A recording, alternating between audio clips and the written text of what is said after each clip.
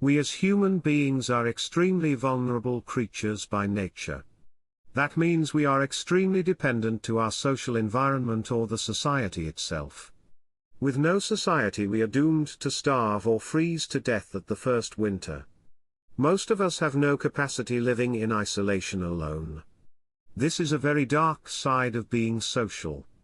If someone who has power and authority, or has capacity and inclination to seize power tells you, "Listen pal, we as society provide for you everything you need for living your life, every possible thing that's necessary to survive, including food, water, shelter, human connections, even hobby and passion, and so on. But if you do not provide for us back what we need as society, or you take more away that we consider fair or your needs, you are a bloodsucker parasite, an enemy of the people." The whole society is completely hacked by this false morality, means there's no more up and down, neither good nor evil. No one is right, and no one is wrong, everything is up to interpretation. There is no more reference point. Everything is relative or more precisely up to the power only. The entire social structure is doomed to collapse if we let this happen once. If the state owns everything in society, that does not confines to merely objects, means everyone is state-owned. That is not even slavery but yet worse, because the price system does not work in state ownership, since the state can access to unlimited resources in society by privilege of ultimate power, and this regarding the slaves means nothing any good. If the slave has no price, because they are available unlimitedly and free, the slave has no value. The human life becomes worthless in absolute degree this manner. Because everyone can be replaced and sacrificed with no consequence.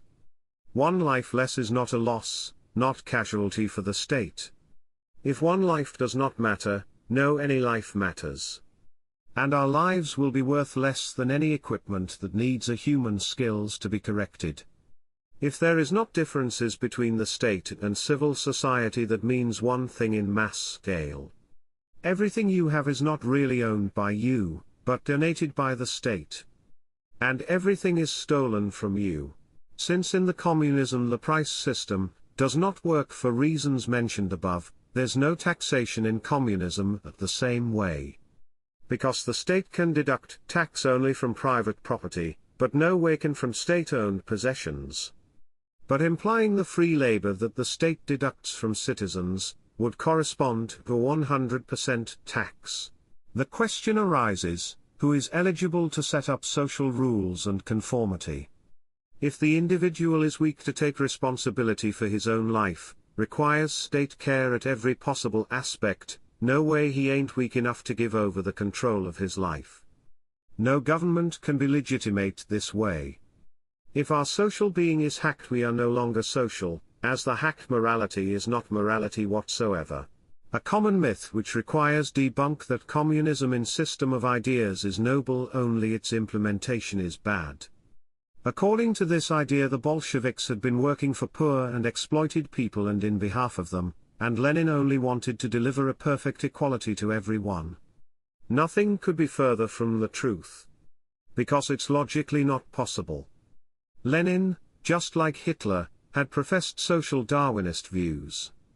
And social Darwinism advocates natural selection among people in order to progress of society.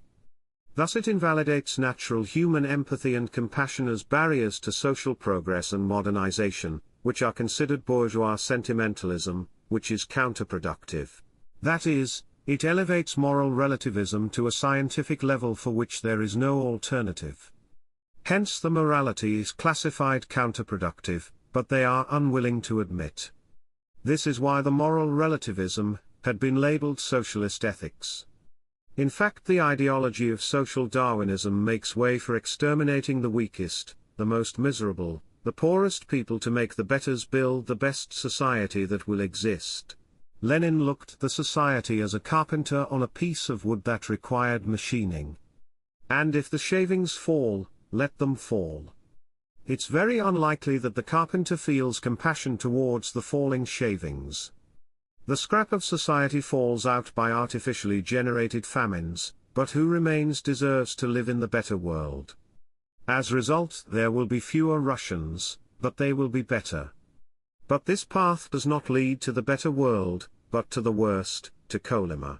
The question is, would you exterminate 6 billion people to make a world better place for the remaining 1 billion? Taking all these into account, would you still think that Lenin and the Bolsheviks wanted the best for the people, especially the poor ones? Lenin was an infinitely vile man, of whom it is difficult to assume at all that he would not have been a human hater. The weird irony of social Darwinism that this ideology has no real winner, because only the stronger and fitter deserves to survive, but there will be always stronger than everyone. Everyone's right to exist will be overridden sooner or later. It's only matter of time. In contrast, with compassion and empathy, everyone wins, everyone with the exception of psychopaths. In the next part of our series, we will show how utopia came to power and reshaped the world for centuries. We will also expose the greatest lie of the century, in the name of which hundreds of millions were exterminated in peacetime.